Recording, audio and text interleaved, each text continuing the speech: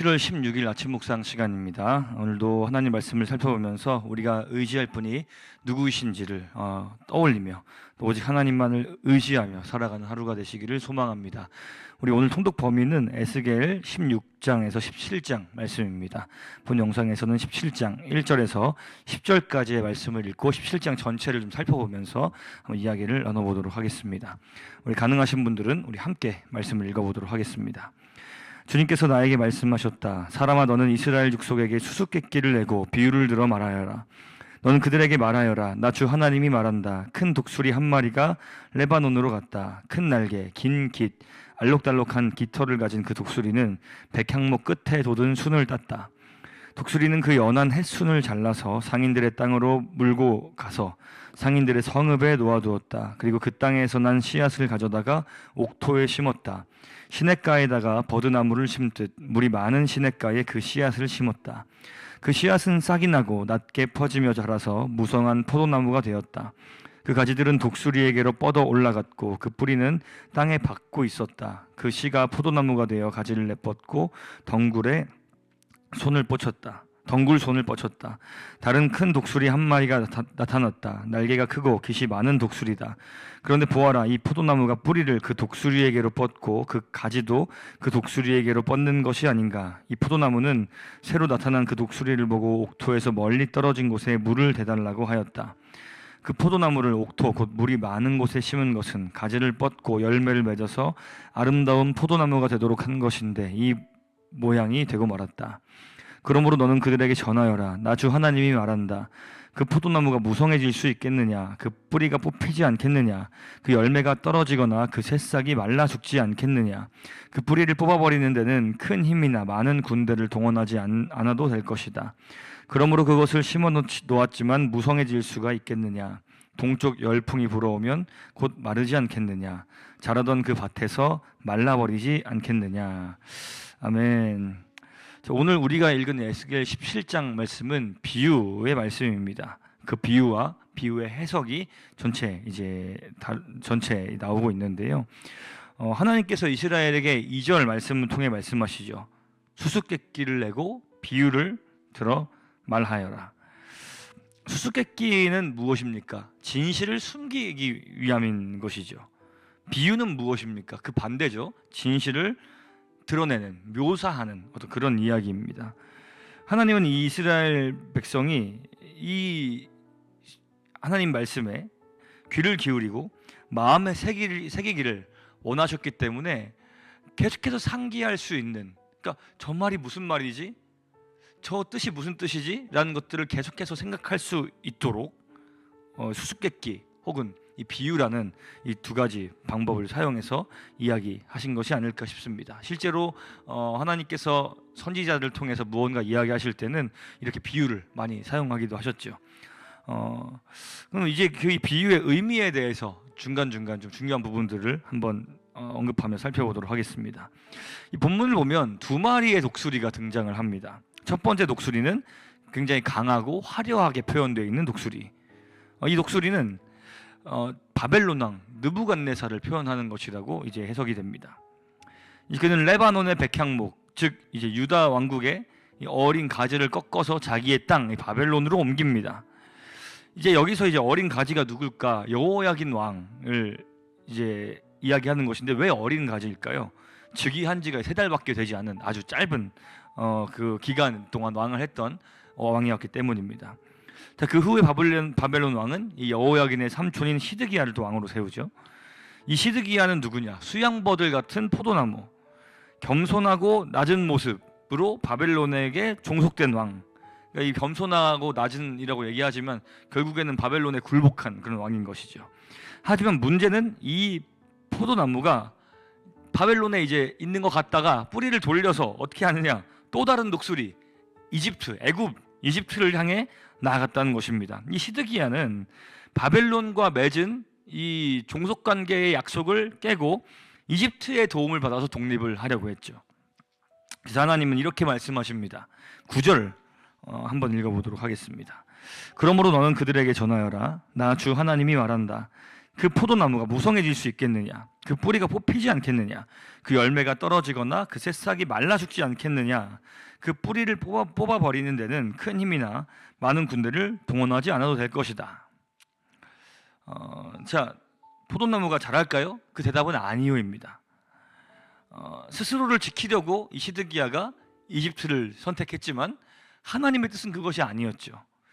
포로된 상태에서 바벨론에 의해서 역사적으로 봤을 땐 비호를 받고 보호를 받고 그 안에서 하나님이 정하신 때를 기다리는 것이 옳은 것이었습니다. 그런데 시드기야의 선택은 결국 무엇으로 이어지느냐? 반역이요 자멸로 이어지게 되는 것이죠. 자, 그 다음 11절부터는 이 비유에 대한 해석이 이제 이루어집니다. 오늘 방금 얘기했던 것처럼 시드기야는 바벨론에게 충성을 맹세하죠. 하지만 그것을 배반하고 이집트와 손을 잡습니다. 근데 이것은 단순한 정치적 반역이 아닙니다. 왜냐하면 이게 하나님과 맺은 언약을 파기한 것이었기 때문입니다. 하나님의 뜻을 무시한 것이기 때문이었습니다. 그 결과로 우리가 아까 포도나무가 뿌리를 내리지 못한다라는 어떤 그 비유의 말씀처럼 결국엔 어떻게 되죠? 시드기야도 포로로 끌려가게 되고 예루살렘 결국 멸망해버립니다. 남유다가 멸망하고 백성이 흩어져 버리는 그런 결과를 맞게 되는 것이죠. 하나님은 이런 상황에 두고서 이제 이렇게 말씀하십니다. 19절 20절 우리 함께 읽어보겠습니다. 그러므로 나 주 하나님이 말한다. 내가 나의 삶을 두고 맹세한다. 그는 나의 이름을 두고 하는데 맹세를 없인 여겼으며 나의 이름을 걸고 맺은 언약을 깨뜨렸으므로 내가 벌을 주어서 그 죄를 그의 머리로 돌리겠다. 내가 그물을 쳐서 그를 망으로 올가 바빌로니아로 끌고 가서 거기에서 내가 나를 반역한 그의 반역을 심판하겠다.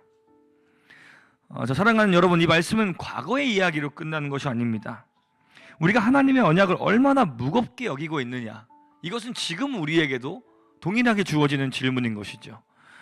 이 시드기야는 하나님보다, 하나님의 약속보다 이집트의 말과 병거, 그들의 권세를 더 신뢰했습니다. 바벨론으로부터 자유를 줄 것이라 생각했습니다. 하나님의 뜻이 그것이 아니라는 것이 이미 수많은 예언자들을 통해서 선포되었음에도 불구하고 그들은 이집트를 신뢰했습니다. 그런데 잘 생각해보면 그가 의지했던 이집트가 어떤 나라입니까? 과거에 이스라엘을 억압했던, 포로로 잡았던 그런 나라입니다.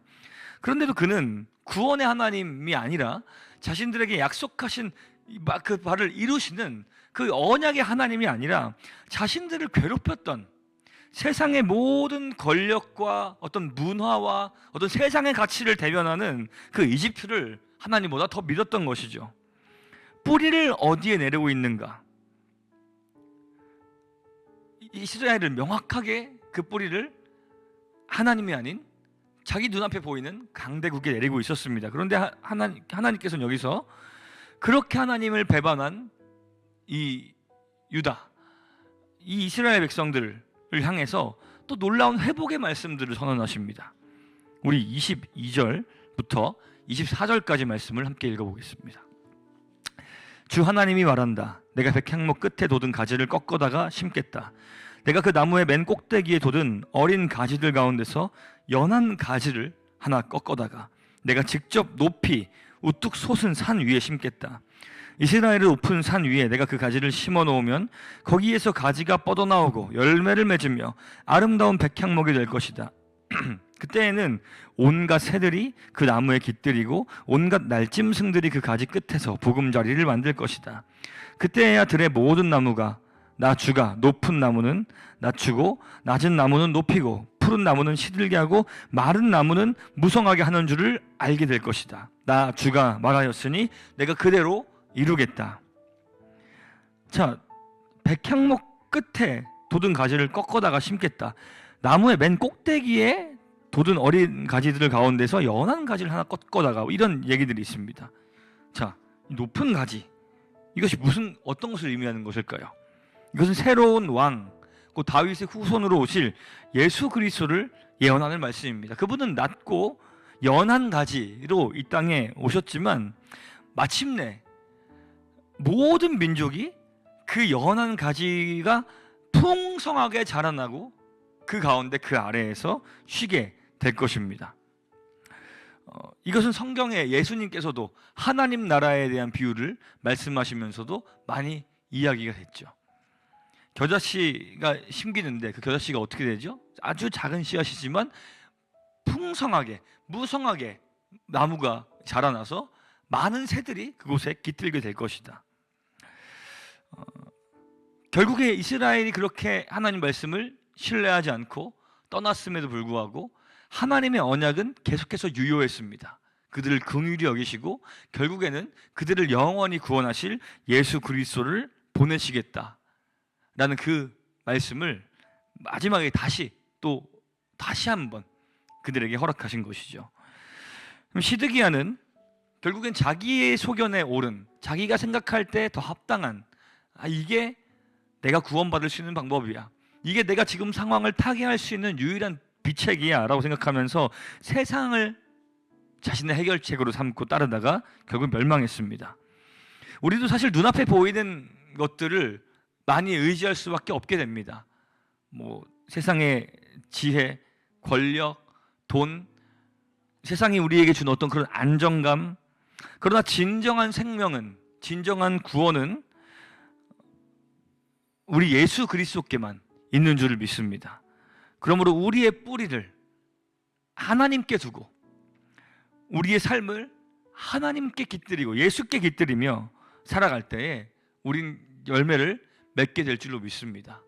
우리를 열매 맺게 하실, 우리의 삶을 더욱더 풍성하게 하실, 우리가 경험하고 있는 모든 어두움과 고통과 괴로움 가운데서 우리를 지키시고 보호하시고 결국에는 구원하실 예수 그리스도를 오늘도 다시 한번 묵상하면서, 우리가 오늘 어떤 삶의 상황 가운데 처할지는 모르겠지만 그 상황 가운데서 오늘도 그리스도를 기억하며 그리스도를 의지하며 오늘 하루를 살아가는 복된 삶이 될 수 있기를 간절히 소망합니다. 함께 기도하겠습니다.